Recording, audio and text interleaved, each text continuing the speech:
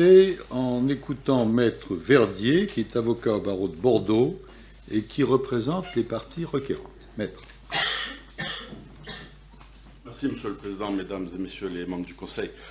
Si toutes les décisions prises sur questions prioritaires de constitutionnalité revêtent une importance capitale, nous venons de le voir avec l'affaire précédente sur les biocarburants, rares sont celles où la matière abordée touche à la sensibilité même de l'ensemble des membres du Conseil constitutionnel, puisqu'au cas d'espèce, vous avez tous, à un moment donné de vos riches parcours, été en charge d'enseignement. Vous êtes tous sensibles au sujet touchant l'enseignement supérieur et vous disposez tous d'une connaissance particulièrement aiguisée. La question à laquelle vous devez répondre consiste à faire un choix incisif et décisif sur l'avenir de l'enseignement supérieur.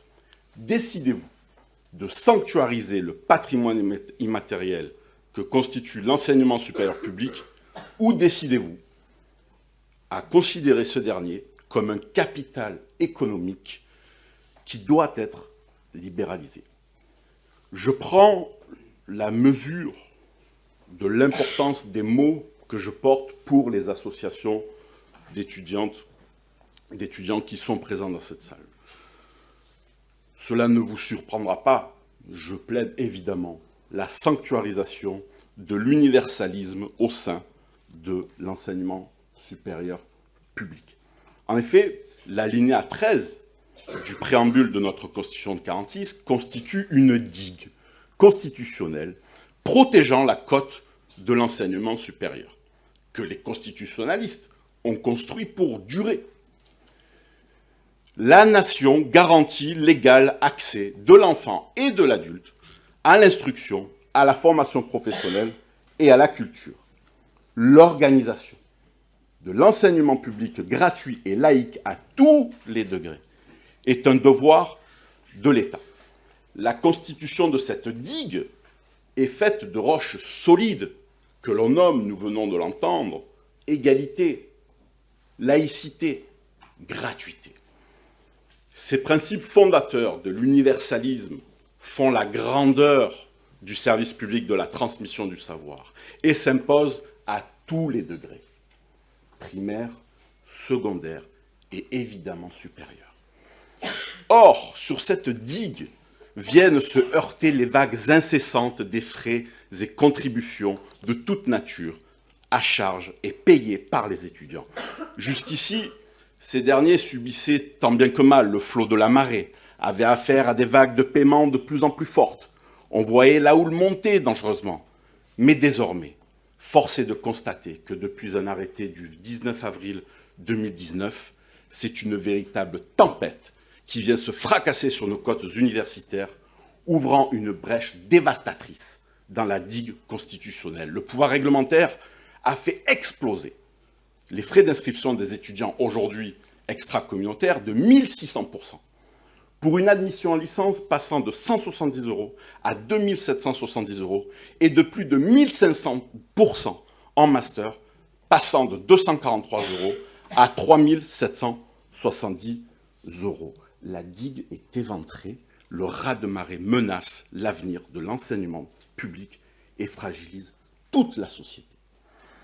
Les trois associations requérantes, soutenues de manière unanime par le monde universitaire, pas une seule voix s'est élevée pour défendre cette explosion des frais d'inscription. Et ici, par une dizaine de parties volontairement intervenantes, vous posent la question prioritaire de constitutionnalité afin que vous, protecteurs de notre Constitution, puissiez sauver l'universalisme universitaire. En d'autres termes, déciderez-vous de protéger la transmission égalitaire, laïque et gratuite du savoir comme finalité du service public universel de l'enseignement supérieur, ou déciderez-vous de laisser la digue béante en laissant entrer dans les universités les principes de concurrence, de rentabilité économique et de marchandisation du savoir de l'enseignement supérieur public? Nous pouvons poser la question de multiples manières. L'étudiant est-il un acteur économique, un consommateur qui doit payer le service qui lui est donné?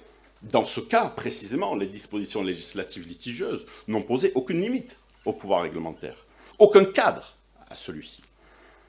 Aujourd'hui, ce sont les étudiants extra-communautaires qui sont touchés par l'explosion des frais. Mais demain, la disposition litigieuse de la loi de 1951 n'empêche en l'état nullement que ce soit demain les étudiants communautaires, les étudiants français qui devront supporter des charges colossales de frais pour simplement étudier.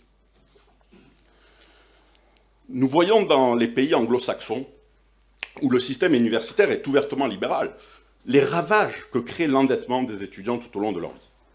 La dette étudiante est un fardeau à vie pour plus de 45 millions d'Américains. En 2019, 71% des étudiants sont affectés et parmi eux, les minorités et les catégories les plus défavorisées portent comme un fardeau cette dette tout au long de leur vie. En 2012, le président Barack Obama affirmait qu'il avait fini de rembourser son crédit étudiant en 2004, soit à peine 4 ans avant son élection à la présidence des États-Unis, à l'âge de 47 ans.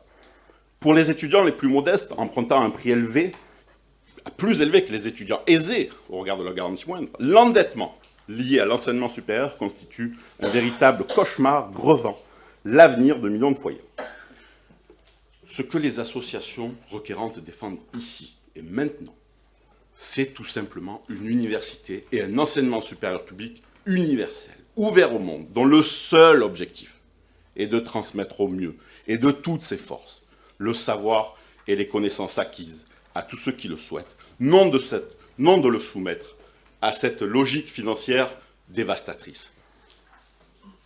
Aucune réserve constitutionnelle, aucun entre-deux, ne permettra malheureusement de réaffirmer les principes de notre Constitution.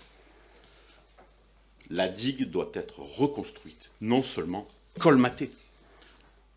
La seule éventualité dans cette QPC est d'imposer aux législateurs de respecter l'universalisme de l'enseignement supérieur public en lui rappelant son devoir de gratuité marqué au frontispice de notre bloc de constitutionnalité. C'est la grandeur des constituants que de l'avoir prévu.